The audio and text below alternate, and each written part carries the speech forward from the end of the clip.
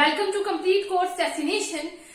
दोस्तों, जैसे कि हम सबको मालूम है कि हम लोग अपनी पिछली क्लास के अंदर क्लास 10th के चैप्टर 4 को डिस्कस कर रहे थे, जिसका नाम था कार्बन एंड इट्स कंपाउंड, है ना।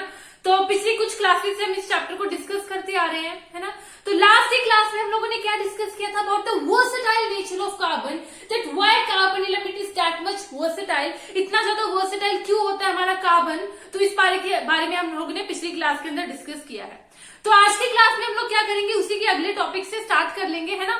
तो पूरे चैप्टर को धीरे धीरे डिस्कस करेंगे। लास्ट में एक पूरी क्लास के अंदर हम लोग पूरे चैप्टर को कंप्लीट कर लेंगे रिवीजन क्लास के अंदर, है ना। तो पूरे चैप्टर को एक साथ भी कर लेंगे और थोड़ा थोड़ा करके एक एक टॉपिक वाइज भी हम लोग चैप्टर को करेंगे। तो आज की क्लास में हम लोग अपने नेक्स्ट टॉपिक्स को स्टार्ट करेंगे। तो स्टार्ट करते हैं आज की क्लास, लेकिन उससे पहले जो लोग भी क्लास को देख रहे हैं, लाइक शेयर सब्सक्राइब करना मत भूलिएगा। लाइक शेयर सब्सक्राइब जरूर कर दीजिएगा। तो चलो शुरू करते हैं आज की क्लास को। सबसे पहले हम लोग डिस्कस करेंगे about the saturated carbon compounds. Saturated carbon compounds.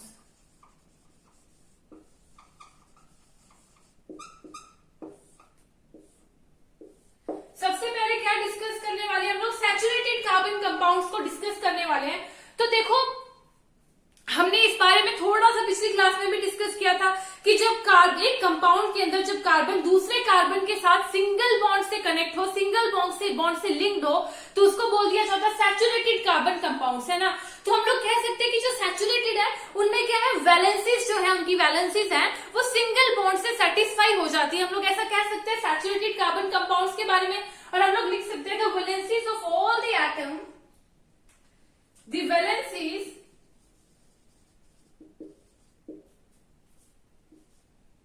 of all the atoms are satisfied by single bond between them।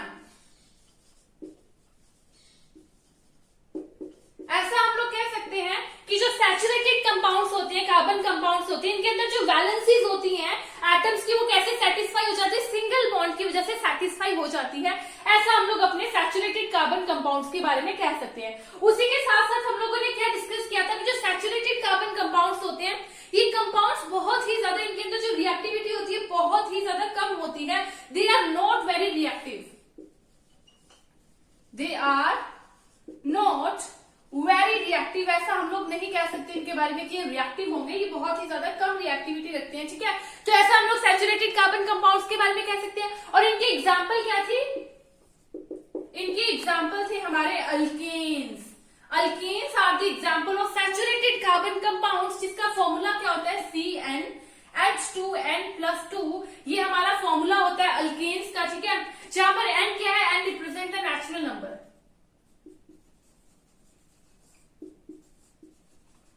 where n represent the natural number। ये हमारे सैचुरेटेड कार्बन कंपाउंड्स हो गए।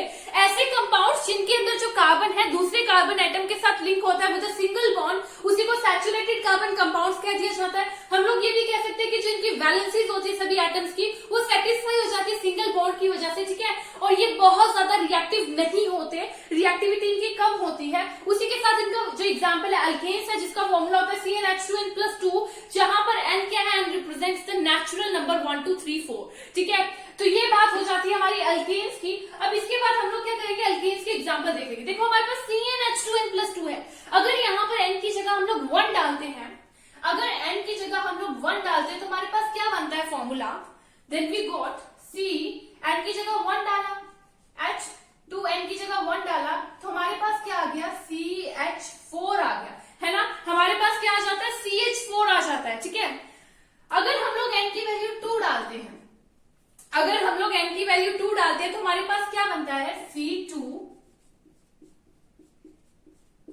C2H6 बनता है हमारे पास, है ना। अगर हम लोग n की वैल्यू 1 डालते हैं तो हमारे पास CH4 आता है, n की वैल्यू 2 डालते हैं तो C2H6 आता है। वहीं अगर हम लोग n की वैल्यू 3 डालेंगे तो हमारे पास क्या बनेगा?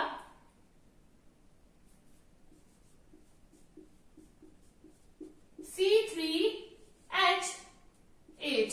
हमारे पास क्या आ जाता है? C3H8। अगर n की वैल्यू 4 डालते हैं तो हमारे पास क्या आ जाता है? C4H10 आ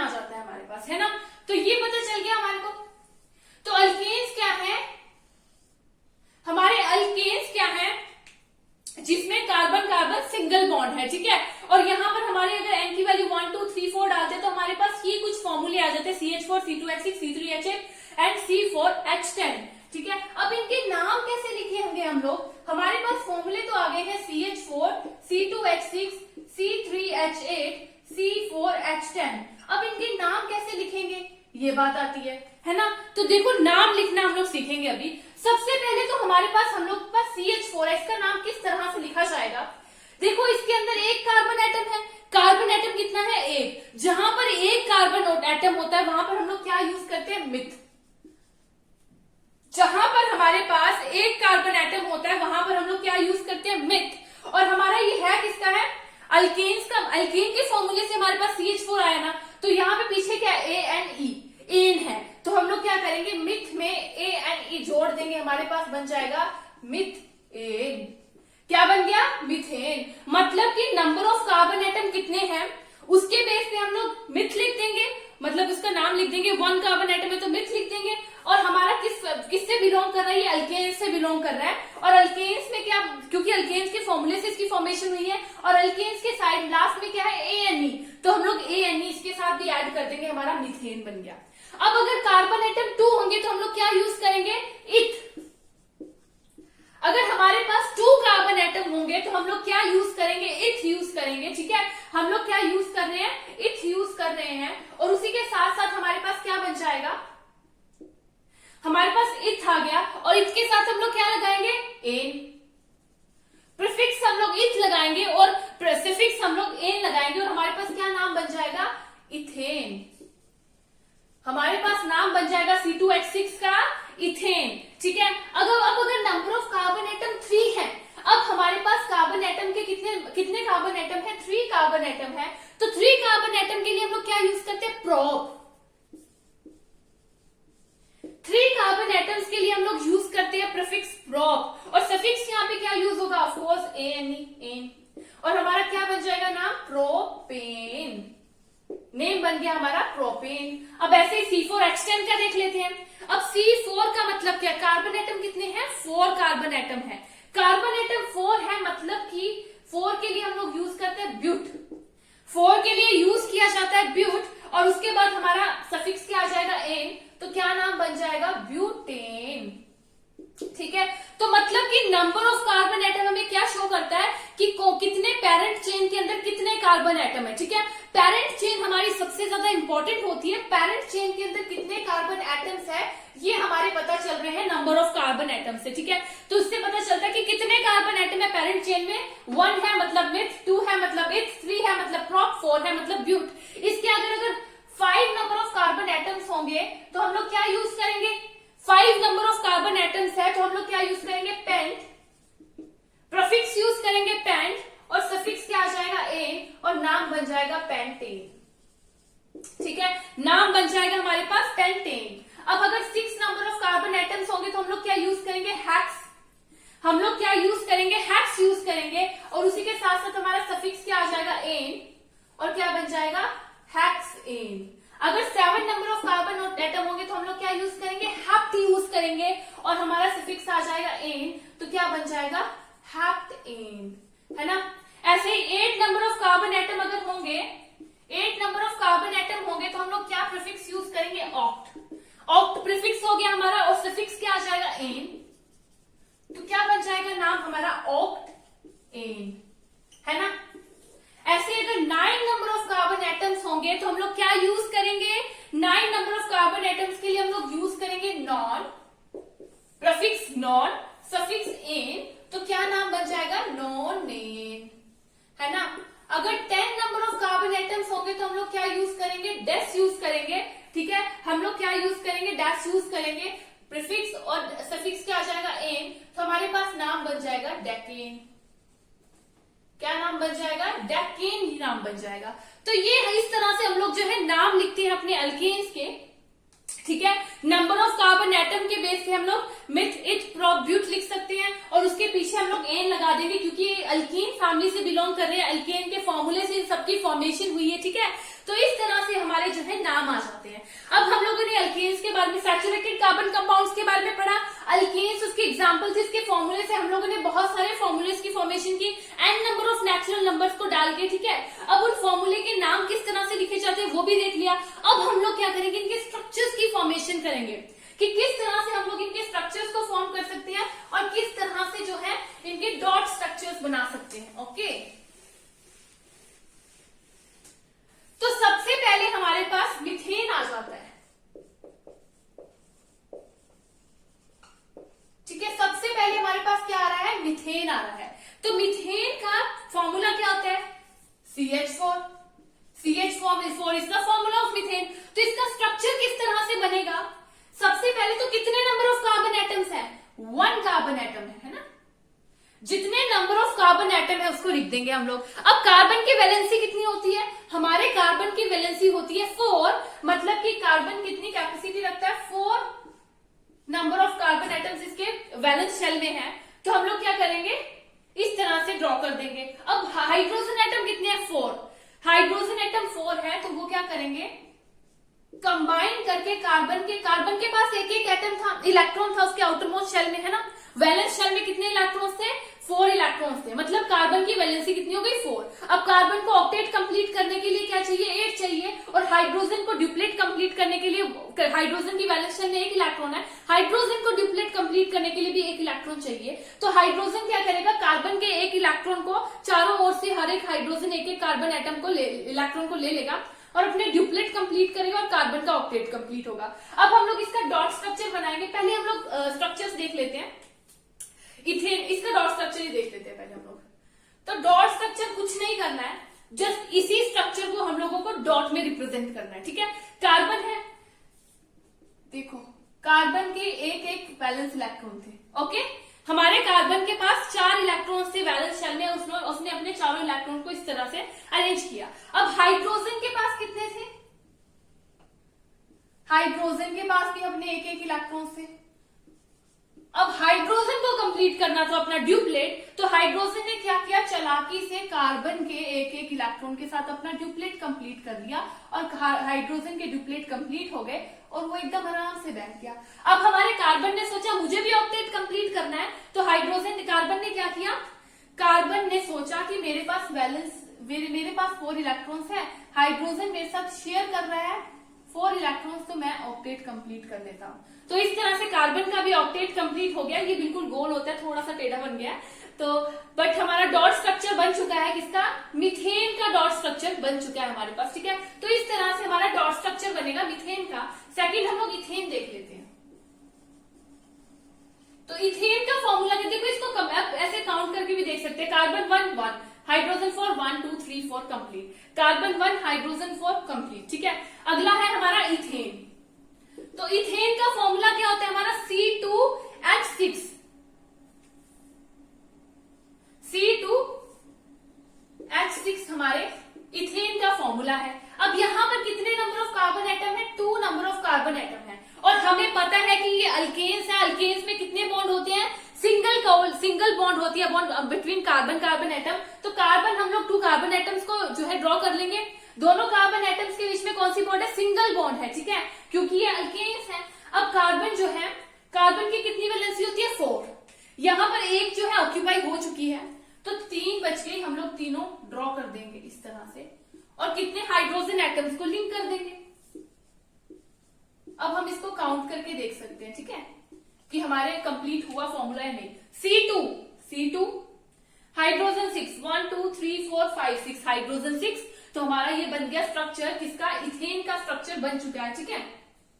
तो ये किसका स्ट्रक्चर हो चुका है, हमारा इथेन का स्ट्रक्चर बन चुका है। अब इसका डॉट स्ट्रक्चर अगर हमें बनाना हो तो किस तरह से डॉट स्ट्रक्चर बनेगा हमारे इथेन का, यहां पर बना के देखते हैं।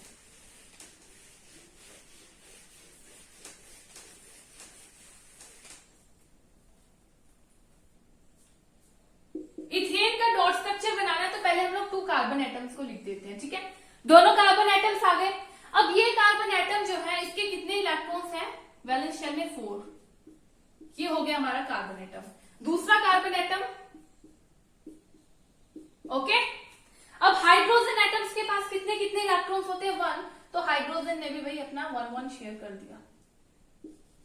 अब कार्बन ने क्या किया, कार्बन को ऑक्टेट कंप्लीट करना था, पहले हाइड्रोजन ने अपने ड्यूप्लेट कंप्लीट कर लिए, हाइड्रोजन ने अपने ड्यूप्लेट कंप्लीट कर लिए। अब कार्बन को भी अपना क्या कंप्लीट करना था, ऑक्टेट कंप्लीट करना था। तो कार्बन ने क्या किया, इसको हम लोग इस तरीके से भी लिख सकते हैं, इस तरीके से भी लिख सकते हैं हम लोग, ठीक है। तो कार्बन ने क्या किया, अपना ऑक्टेट कंप्लीट किया। एक कार्बन का इलेक्ट्रॉन ले लिया, एक खुद का इलेक्ट्रॉन जो उसने शेयर किया कार्बन के साथ, है ना। कार्बन के साथ बॉन्ड फॉर्मेशन हुई थी ना, यहाँ पर देखिए कार्बन के साथ बॉन्ड फॉर्मेशन हुई थी। एक इलेक्ट्रॉन कार्बन ने शेयर किया था, दूसरा इसी कार्बन ने। अब इस कार्बन ने क्या किया, इन दोनों इलेक्ट्रॉन को, शेयर इलेक्ट्रॉन को ले लिया। 1 2 3 4 5 6 7 8 नंबर ऑफ इलेक्ट्रॉन, मतलब कार्बन के ऑक्टेट कंप्लीट हो गए, हाइड्रोजन के भी अपने ड्यूप्लेट कंप्लीट हो गए। यहां पर भी हाइड्रोजन अपने अपने इलेक्ट्रॉन्स को शेयर करेगा। अब हाइड्रोजन के ड्यूप्लेट कंप्लीट, और कार्बन क्या करेगा, अपना ऑक्टेट कंप्लीट करेगा। तो ये बन जाएगा हमारा इथेन का डॉट स्ट्रक्चर। क्या बन गया, हमारे इथेन का डॉट स्ट्रक्चर बन चुका है हमारे पास, ठीक है। तो पता चल गया किस तरह से हम लोग डॉट स्ट्रक्चर की फॉर्मेशन करते हैं, किस तरह से स्ट्रक्चर लिखते हैं। जिस तरह से हमने स्ट्रक्चर लिखा है जस्ट उसी के जैसा डॉट स्ट्रक्चर लिखना है, बट क्या करना है, हमारे बॉन्ड की जगह हम लोगों को डॉट्स को रिप्रेजेंट करना है, ठीक है। तो ये हमारी बात हो जाती है सैचुरेटेड कार्बन कंपाउंड्स की, ठीक है। सैचुरेटेड कार्बन कंपाउंड्स हमारे यहां पर खत्म होते हैं। अब हम लोग बात करेंगे अनसैचुरेटेड कार्बन कंपाउंड्स की, ठीक है।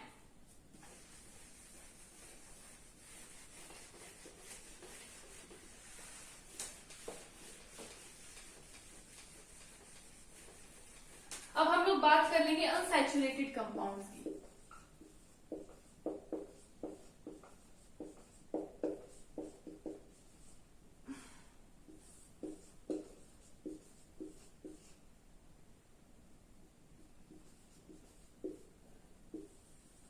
देखो जो हमारा अनसैचुरेटेड कंपाउंड है ये कैसे होते हैं, ऐसे कंपाउंड जिसके अंदर कार्बन दूसरे कार्बन के साथ लिंक होता है डबल या फिर ट्रिपल बॉन्ड के साथ, ठीक है। कार्बन दूसरे कंपाउंड के साथ, दूसरे कार्बन के साथ लिंक हो रहा है कंपाउंड के अंदर डबल या फिर ट्रिपल बॉन्ड के साथ, उन्हें अनसैचुरेटेड कार्बन कंपाउंड्स कह दिया जाता है। हम लोग कह सकते हैं the valencies of all the atom, the valencies of all the atoms are satisfied by double or triple bonds between them, है ना। ऐसा हम लोग कह सकते हैं that unsaturated कार्बन कंपाउंड कौन से हैं जिसमें वैलेंसीज जो है एटम्स की सेटिस्फाई हो जाती है डबल या फिर ट्रिपल बॉन्ड बिटवीन देम से, और इनकी एग्जांपल्स क्या हो जाती हैं हमारी, अल्कीन्स एंड अल्काइंस, ठीक है। एग्जांपल्स क्या हो जाएंगे हमारी, alkene and alkynes are the examples of our unsaturated carbon compounds, ठीक है। अब अगर हम लोग अल्कीन्स की बात करें तो अल्कीन्स का फॉर्मूला क्या होता है, CnH2n is the formula of our alkene, and alkyne का फॉर्मूला क्या होगा, CnH2n-2। These are the formulas of alkenes and alkynes, ठीक है। अब इसमें भी हम लोग सिमिलरली वैसे करेंगे, पहले अल्कीन्स का करके देखेंगे। पहले अल्कीन्स में नंबर ऑफ एन डाल के देखेंगे। अगर हम लोगों ने एन की वैल्यू 1 डाली है, अल्कीन के फॉर्मूले में क्या है, अल्कीन का फॉर्मूला CnH2n, इसके अंदर हम लोग एन की वैल्यू 1 डाल रहे हैं, तो क्या बनता है हमारे पास CH2, क्या बनेगा CH2। अगर इसका नाम लिखा जाए तो क्या होगा हमारा मिथइन, बट हमारा जो मिथीन है it is not possible because CH2 में तो कार्बन की ही वैलेंसी सेटिस्फाई नहीं हो रही है, कार्बन की वैलेंसी 4 है वही सेटिस्फाई नहीं हो रही, तो हम लोग मिथीन जो है नहीं लिख सकते, मतलब कि मिथीन इज इम्पॉसिबल, मिथीन नहीं बन सकता। अगर हम लोग एन की वैल्यू 2 डालते हैं तो क्या बनता है हमारे पास, एन की वैल्यू हम लोग 2 डालते हैं CnH2n में, तो क्या आ जाएगा C2H4 आ जाता है। अगर हम लोग एन की वैल्यू 3 डालते हैं तो क्या बनता है C3H6, है ना। हमारे पास एन की वैल्यू 2 डालने पे बन जाता है C2H4, 3 डालने पे बन जाता है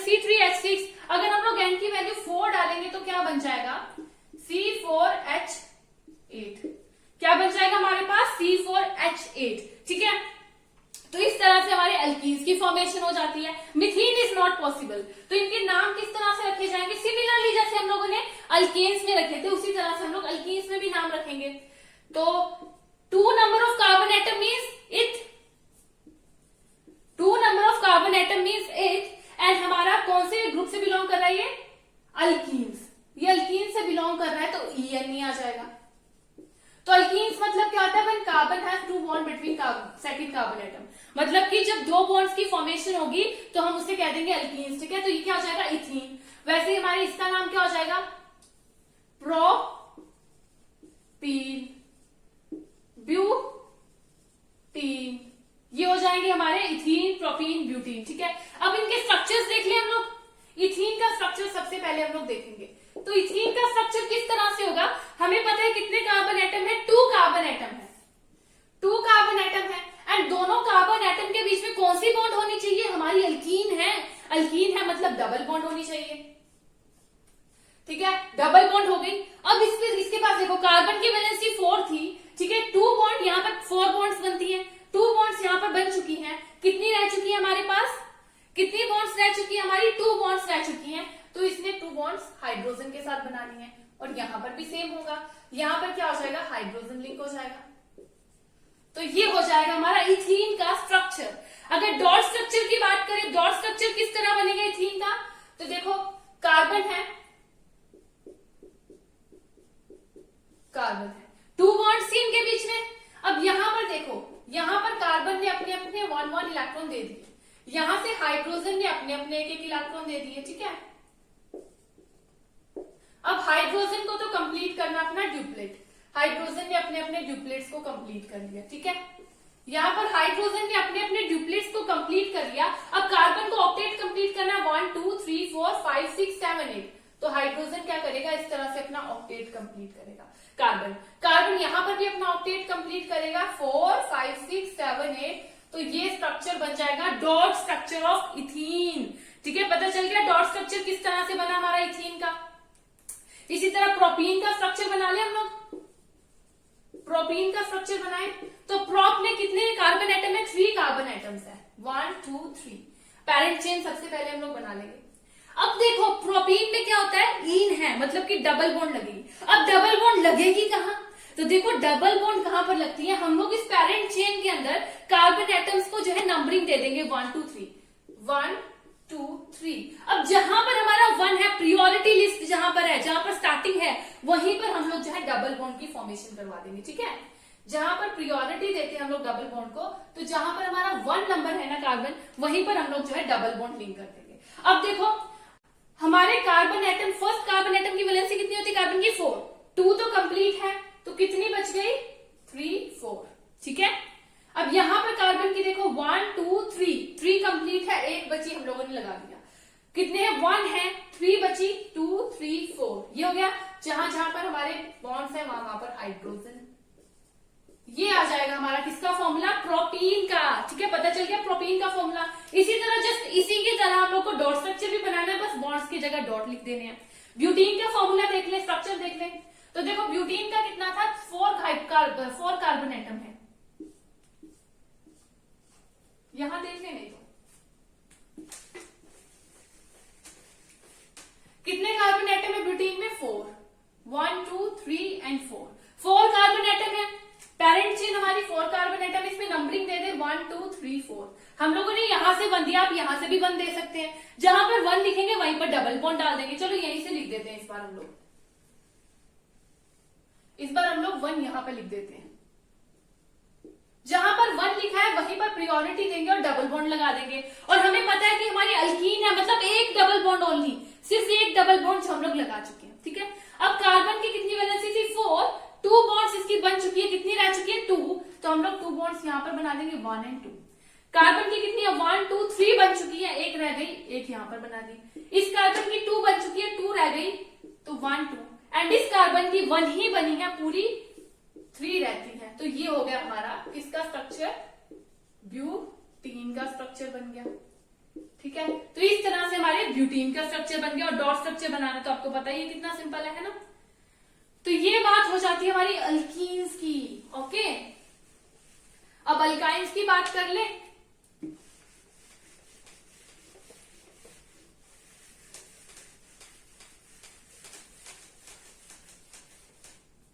तो हमारे अल्काइंस के क्या फॉर्मूले थे?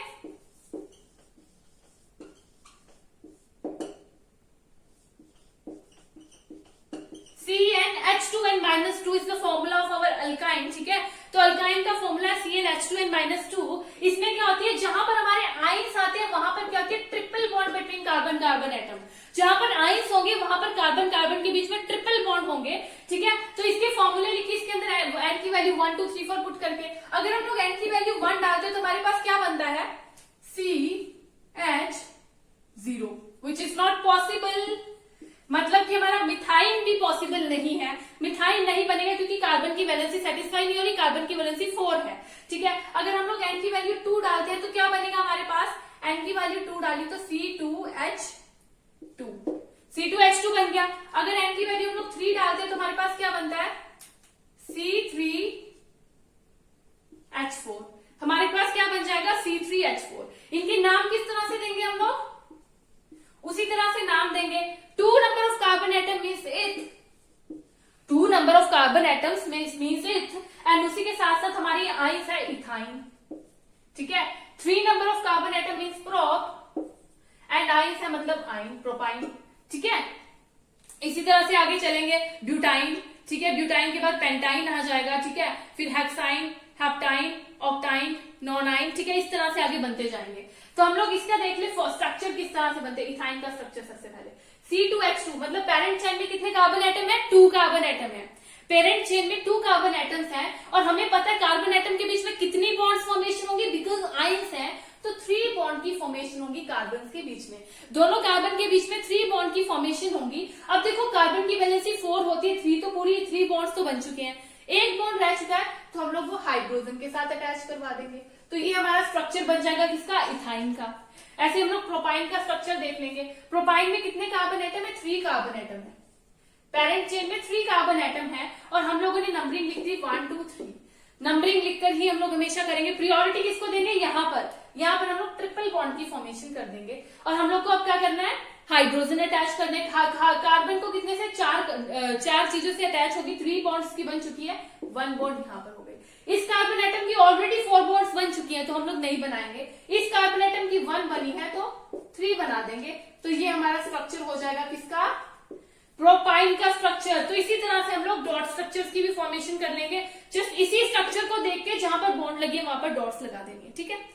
तो ये हमारा saturated carbon compounds and unsaturated carbon compounds की बात यहीं पे कंप्लीट होती है, ठीक है। अगला टॉपिक हमारा होगा वो हम लोग अगली क्लास के अंदर डिस्कस करेंगे। आई होप कि आज हम लोगों ने जितना भी डिस्कस किया आपको समझ आया होगा, किस तरह से नाम लिखते हैं, किस तरह से स्ट्रक्चर्स की फॉर्मेशन करते हैं, किस तरह से हम लोग डॉट स्ट्रक्चर्स बनाते हैं, ठीक है। तो आज की क्लास हम लोग यहीं पे खत्म करेंगे। Thank you friends.